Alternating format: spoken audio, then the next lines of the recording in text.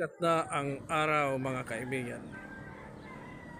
Magandang umaga sa ating lahat. Dito sa taas nakikita natin ang kagandahan ng gawa ng Panginoon para sa atin na mga tao.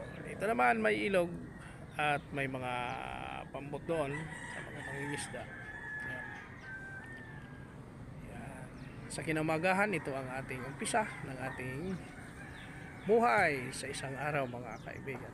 Sabi ng ating babasahin dito sa Psalm 5 verse 3, My voice shall thou hear in the morning, O Lord, in the morning will I direct my prayer unto thee, and will look up.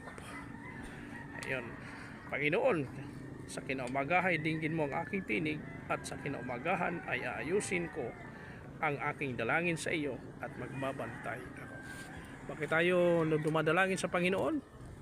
Upang hindi malihis ang ating landas at upang tayo ay samahan sa lahat ng ating gagawin at ingatan. At tayo rin ay magbabantay sa ating mga ginagawa upang hindi tayo magkasala sa kanyang harapan, makagawa tayo ng ayon sa kanyang kalooban. Mapagpalang araw sa ating lahat mga kaibigan at mga kababayan.